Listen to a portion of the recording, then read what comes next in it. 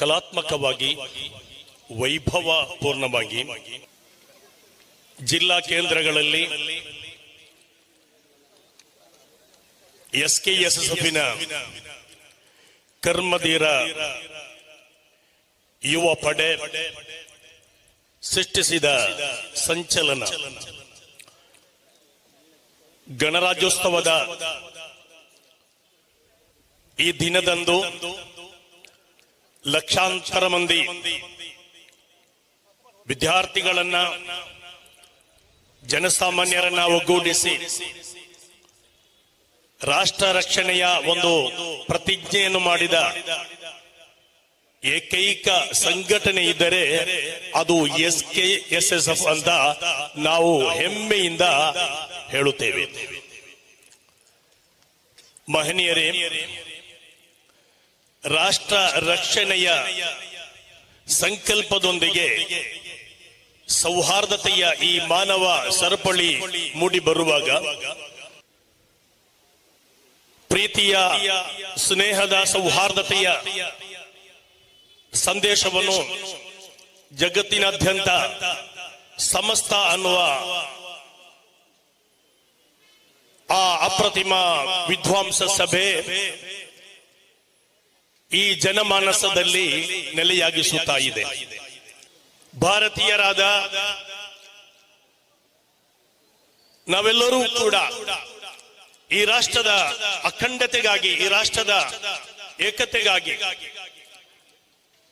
ಈ ರಾಷ್ಟ್ರದ ಭದ್ರತೆಗಾಗಿ ಒಗ್ಗೂಡಬೇಕು, ಮನಸ್ಸುಗಳನ್ನ ಸೇರಿಸಬೇಕು, ಹೃದಯಗಳನ್ನ ಬೆಸೆಯಬೇಕು ಅನ್ನುವಂತಹ ಆ ಸಂದೇಶವನ್ನ ಈ ಮೂಲಕ ತನ್ನ ಪೋಷಕ ಸಂಘಟನೆಯಾದ SKSS ಮೂಲಕ ಸಾರ್ತಾ ಇದೆ. ಸಮಸ್ತದ ಸಮ್ಮೇಳನದ ಆ ಲಾಂಛನ ನಾವು ಎಲ್ಲಾ ಕಡೆ ನೋಡ್ತಾ ಇದ್ದೇವೆ. ಹಾದಿ ಬೀದಿಗಳಲ್ಲಿ, ನಗರ ಪಟ್ಟಣಗಳಲ್ಲಿ, ಹಳ್ಳಿಗಳಲ್ಲಿ, ಡೆಲ್ಲಿಯಿಂದ ಕನ್ಯಾಕುಮಾರಿ ತನಕ ಸಮಸ್ತದ 100ನೇ ಆ ಶತಾಬ್ದಿಯ ಸಮ್ಮೇಳನದ ಆ ಒಂದು ಲಾಂಛನ ಹಡಗುವಾಗಿದೆ. ಈ ಹಡಗು ಅದರ ಗುರಿ ಅತ್ಯಂತ ಸ್ಪಷ್ಟವಾದ ಗುರಿಯಾಗಿದೆ. ಸತ್ಯದ, ನ್ಯಾಯದ, ನೀತಿಯ, ಸ್ನೇಹದ, ಪ್ರೀತಿಯ, ಸೌಹಾರ್ದತೆಯ, ಸಾಮರಸ್ಯದ ಆ ಸಂದೇಶ ಹಡಗಿನಲ್ಲಿ ತುಂಬಿದೆ. ಶತಮಾನಗಳ ಹಿಂದೆ ಈ ದೇಶಕ್ಕೆ ಕಾಲಿಟ್ಟಂತಹ ಇಸ್ಲಾಮಿನ ದಿವ್ಯ ಪ್ರಭೆಯೊಂದಿಗೆ ಈ ದೇಶಕ್ಕೆ ಕಾಲಿಟ್ಟಂತಹ ಮಾಲಿಕುದ್ದೀನಾರ್ ಸಂಘ ಆ ಅರಬ್ಬಿ ಕಡಲ ದಾಟಿ ಕೊಡಂಗಲ್ಲೂರಿಗೆ ಹಡಗು ಮೂಲಕ ಬಂದಿಳಿದರು. ನಿರಂತರವಾಗಿ ಈ ದೇಶದಲ್ಲಿ ಇಸ್ಲಾಮಿನ ಸಂದೇಶದ ಪ್ರಭೆ ಹರಡಲಾಯಿತು. ಈ ಮಣ್ಣಿನಲ್ಲಿ ಪ್ರಥಮವಾಗಿ ಮೊಳಗಿದಂತಹ ಶ್ಲೋಕ ಎಂದು ನಂಬಲಾದ ಮಾನಿಷಾದ ಪ್ರತಿಷ್ಠಾತ್ವ ಮಗಮ ಶಾಶ್ವತೀ ಸಮ ಮಿದುಕ ಉಂಚ ಯದುನಾದೇಗ ಮವದಿ ಕಾಮ ಮೋಹಿತಂ. ಯಾವುದೇ ಕಾರಣಕ್ಕಾಗಿ ಅನ್ಯಾಯವಾಗಿ ಒಂದು ರಕ್ತಾನು ಇಲ್ಲಿ ಹರಿಯಬಾರದು ಅನ್ನುವ ಸಂದೇಶವಾಗಿದ್ದರೆ ಆ ಸಂದೇಶಕ್ಕೆ ಸಮನಾಗಿ ಹಜತುಲ್ ವಿದಾಇನಲ್ಲಿ ಪ್ರವಾದಿ ಸಲ್ಲಲ್ಲಾಹು ಅಲೈಹಿ ವಸಲ್ಲಂ ಇನ್ನ ದಿಮಾಅಕುಂ ವ ಅಮ್ವಾಲಕುಂ ವ ಅರಾಲಕುಂ ಅಲೈಕುಂ ಹರಾಮ್, ಯಾವನೇ ವ್ಯಕ್ತಿಯ ರಕ್ತ, ಸೊತ್ತು, ಮಾನ ಅದಕ್ಕೆ ಹಾನಿಯಾಗಬಾರದು. ಆ ರೀತಿಯ ಸಂದೇಶವನ್ನು ಹೊತ್ತು ತಂದ ಮಾಲಿಕುದ್ದೀನಾರ್ ಆವಾಗ ಇಲ್ಲಿಯ ಸಂಸ್ಕೃತಿಯ ಪರಂಪರೆಯ ಗುಣಕ್ಕೂ ಸಂಸ್ಕೃತಿಗೂ ಅದು ಸಮಾನವಾಗಿ ಹೊಂದಿಕೊಂಡಿತ್ತು. ಆನೋ ಭದ್ರಾಹ ಕತಮೋಯಂತು ವಿಶ್ವದಾಹ. ಇದು ಈಗ ಪ್ರಪಂಚದಾದ್ಯಂತ ವೈರಲ್ ಆಗುತ್ತಿದೆ ಮತ್ತು ಇಂದು ಉಚಿತವಾಗಿ ಲಭ್ಯವಿದೆ. ಕುಟುಂಬದ ಆರೋಗ್ಯವನ್ನು ಉಳಿಸಲು ಪ್ರತಿ ಮನೆಯವರು ಇದನ್ನು ಖರೀದಿಸುತ್ತಿದ್ದಾರೆ.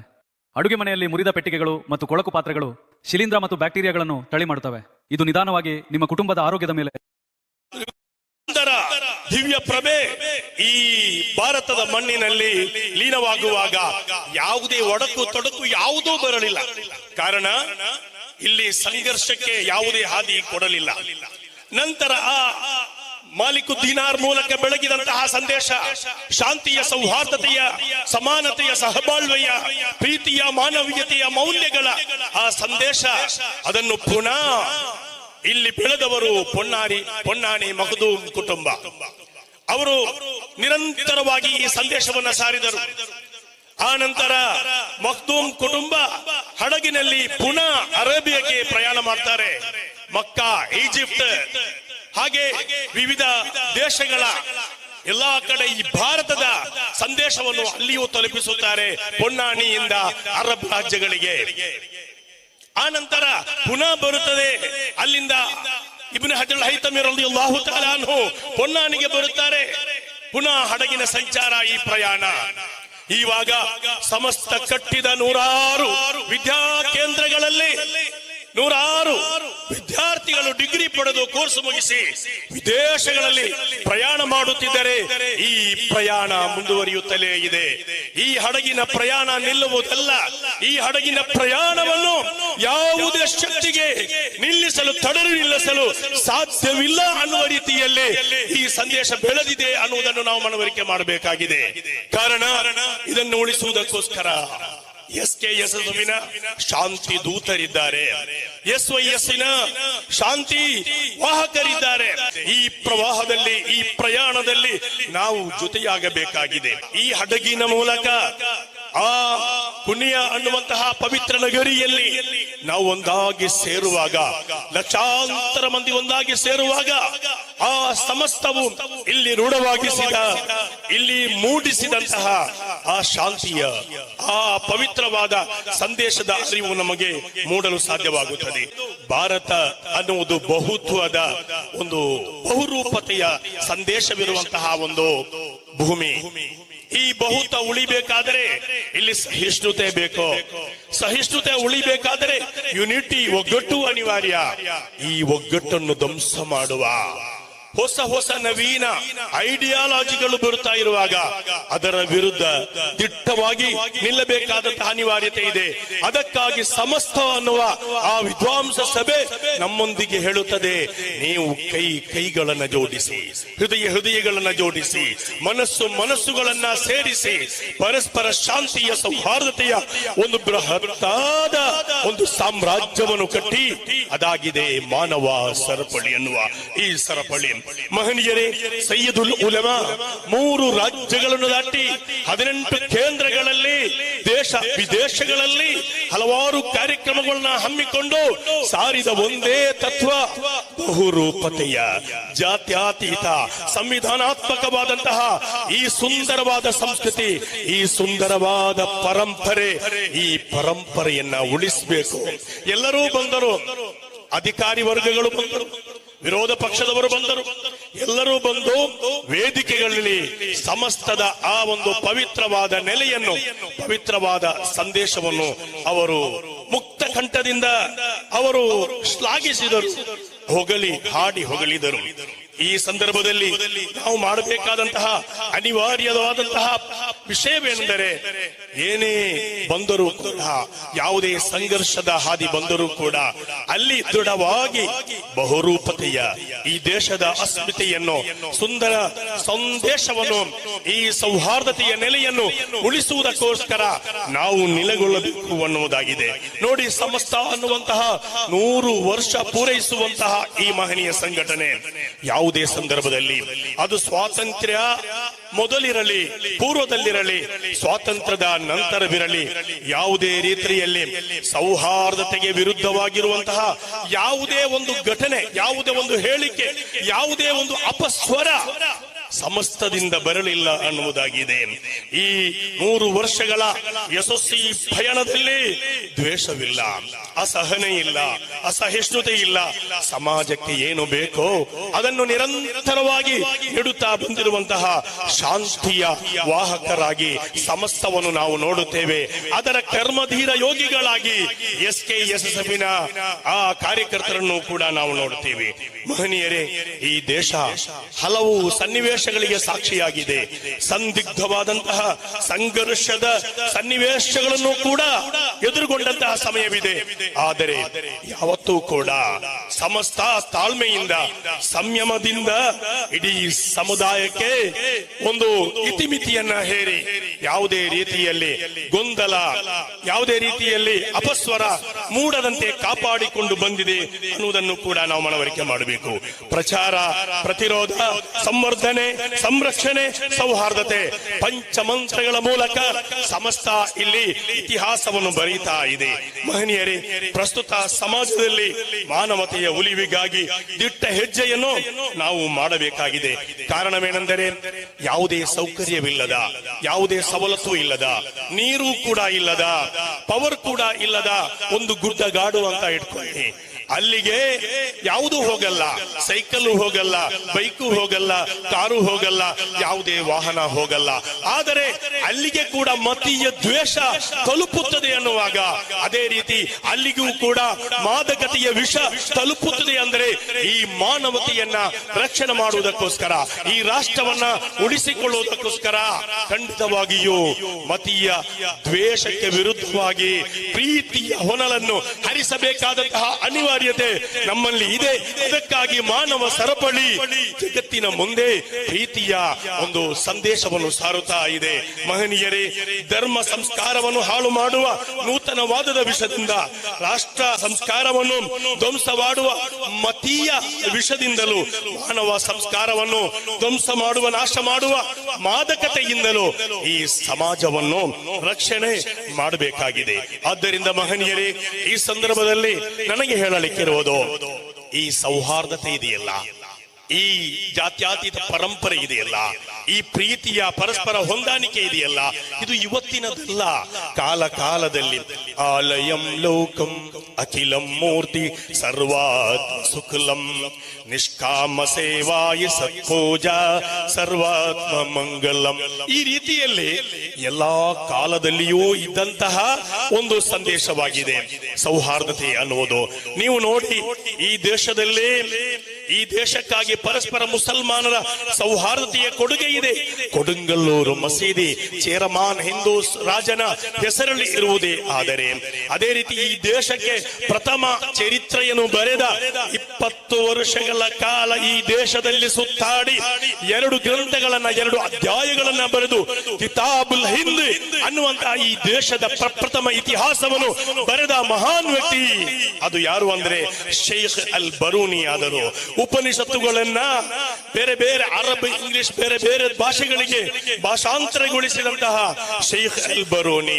ಅದೇ ರೀತಿ ಭಾರತದ ಚರಿತ್ರೆಯನ್ನು 2000ಕ್ಕಿಂತಲೂ ಹೆಚ್ಚು ಗ್ರಂಥಗಳಲ್ಲಿ ಬರೆದಿಟ್ಟ ಆದಿಲ್ ಶಾ ಆಡಳಿತ 800 ವರ್ಷಗಳ ಕಾಲ ಈ ದೇಶವನ್ನ ಆಳಿ, ಈ ದೇಶವನ್ನು ಸ್ಮಾರಕವನ್ನು ನಿರ್ಮಿಸಿ ಬೃಂದಾವನವನ್ನಾಗಿಸಿದಂತಹ ಆ ಮೊಘಲರ ಸಾಮ್ರಾಜ್ಯ ರಾಜರುಗಳ ಕಾಲದಲ್ಲಿ ಅತ್ಯಂತ ಸುಂದರವಾದ ಒಂದು ಭೂಮಿಕೆಯನ್ನ, ಒಂದು ಮಹತ್ತರವಾದ ಭೂಮಿಕೆಯನ್ನ ಅವರು ಸೃಷ್ಟಿ ಮಾಡಿದ್ದಾರೆ ಉಪನಿಷತ್ತುಗಳ ಮೂಲಕ. ಉಪನಿಷತ್ತುಗಳಲ್ಲಿರುವಂತಹ ತತ್ವಗಳನ್ನ ಅರೇಬಿಯರಿಗೂ ಕೂಡ ಪರಿಚಯಿಸುವುದಕ್ಕೋಸ್ಕರ ಪರ್ಷಿಯನ್ ಭಾಷೆಯಲ್ಲಿ, ಅರಬ್ ಭಾಷೆಯಲ್ಲಿ ಅವರು ಪರಿವರ್ತನೆ ಮಾಡಿದ್ದಾರೆ, ಭಾಷಾಂತರ ಮಾಡಿದ್ದಾರೆ. ಪರಸ್ಪರ ಹೊಂದಾಣಿಕೆಯ, ಪರಸ್ಪರ ಒಂದು ಸಮನ್ವಯದ ಆ ಒಂದು ಉತ್ತಮವಾದಂತಹ ಸಂದೇಶವನ್ನು ಅವರೆಲ್ಲರೂ ಕೂಡ ನಡೆಸಿದರು. ರಾಜರುಗಳ ಕಾಲದಲ್ಲಿ, ಹಿಂದೂ ರಾಜರುಗಳ, ಮುಸ್ಲಿಂ ರಾಜರುಗಳ ಕಾಲದಲ್ಲಿಯೂ ಕೂಡ ಸೌಹಾರ್ದತೆ ಇತ್ತು. ಶಿವಾಜಿಯ ಜೊತೆ ಕಾಜಿ ಹೈದರ್, ಅದೇ ದೌಲತ್ ಖಾನ್, ಇಬ್ರಾಹಿಂ ಖಾನ್, ಅದರಂತೆ ಮುಸ್ಲಿಂ ಸೇನಾನಿಗಳು ತುಂಬಾ ಬಹುಸಂಖ್ಯೆಯಲ್ಲಿದ್ದರು. ಅದೇ ಟಿಪ್ಪು ಸುಲ್ತಾನ್ರ ಸೈನ್ಯದಲ್ಲಿ ಅಲ್ಲಿಯೂ ಹಿಂದೂ ಸಹೋದರರು ಇದ್ದರು. ಇದರಿಂದ ನಮಗೆ ಮನವರಿಕೆ ಮಾಡುವ ಸಂಗತಿ ಏನೆಂದರೆ, ಎಲ್ಲಾ ರಾಜರುಗಳ ಕಾಲದಲ್ಲಿಯೂ ಸೌಹಾರ್ದತೆ ಇತ್ತು ಅನ್ನುವುದಾಗಿದೆ.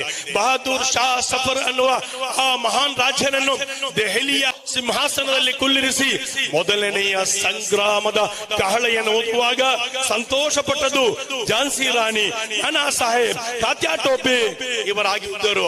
ಆದ್ದರಿಂದ ಅಲ್ಲಿಯೂ ಕೂಡ ಹಿಂದೂ ಮುಸ್ಲಿಂ ಅನ್ನುವ ವಿರೋಧ ಇರಲಿಲ್ಲ.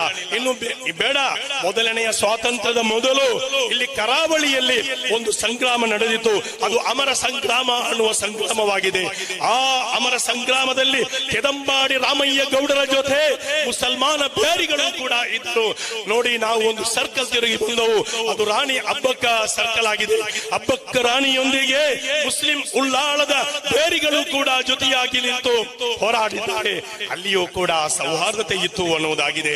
ಕುഞ്ഞാಲಿ ಮಲಕ್ಕಾರ್ ಜೊತೆ ಒಪ್ಪಂದವನ್ನ ರಾಣಿ ಅಬ್ಬಕ್ಕ ಅವರು ಕೂಡ ಮಾಡಿದ್ದರು ಅನ್ನುವಾಗ, ಆದಿಲ್ ಶಾ ಜೊತೆಗೂ ಕೂಡ ಒಪ್ಪಂದಗಳನ್ನ ಮಾಡಿದ ಇತಿಹಾಸವಿದೆ ಅನ್ನುವಾಗ ಸೌಹಾರ್ದತೆಯು ಎಲ್ಲಾ ಸಮಯದಲ್ಲೂ ಇತ್ತು.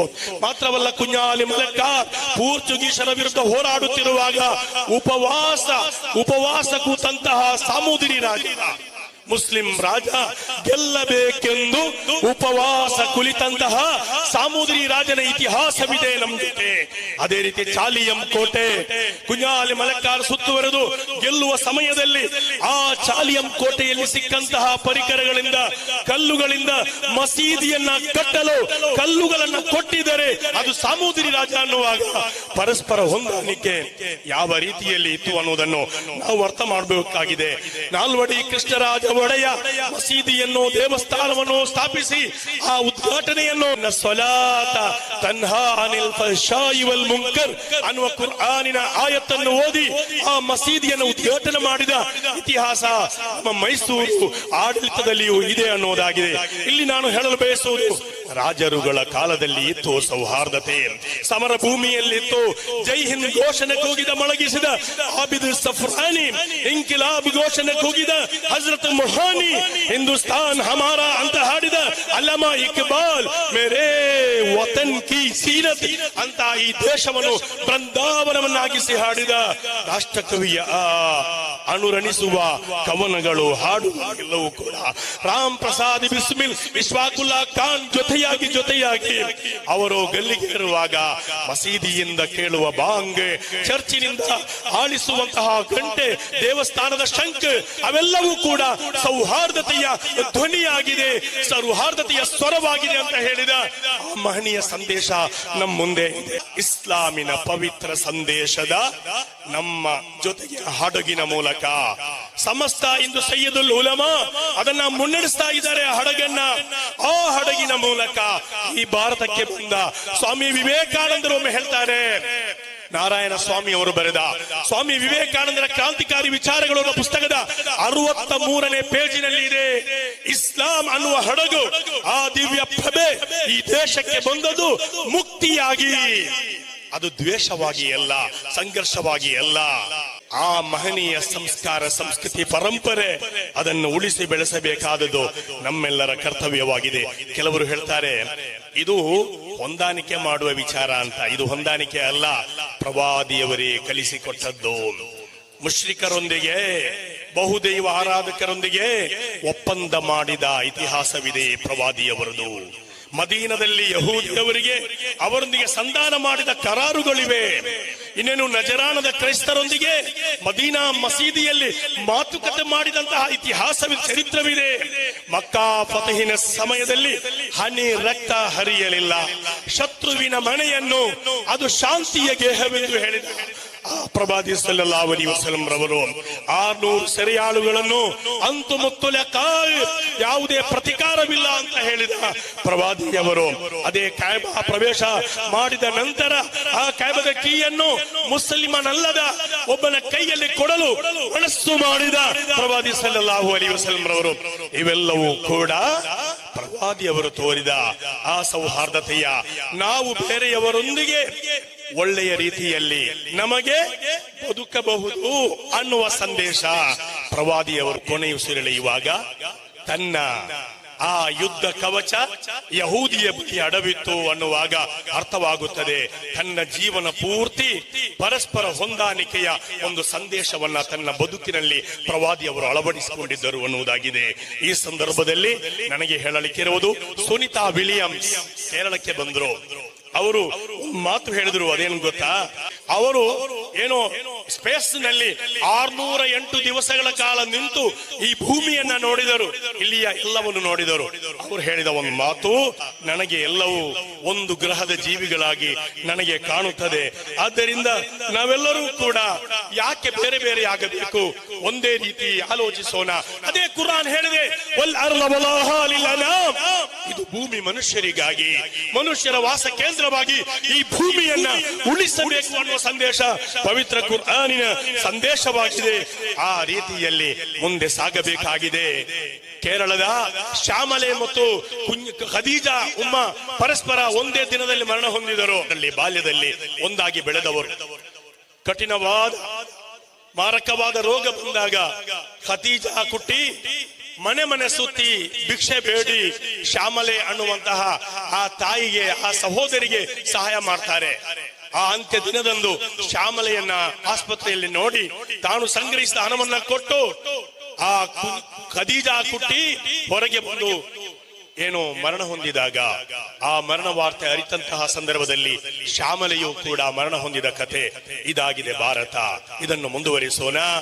ಜೈ ಭಾರತ್, ಜೈ ಕರ್ನಾಟಕ, ಜೈ ಸಮಸ್ತ.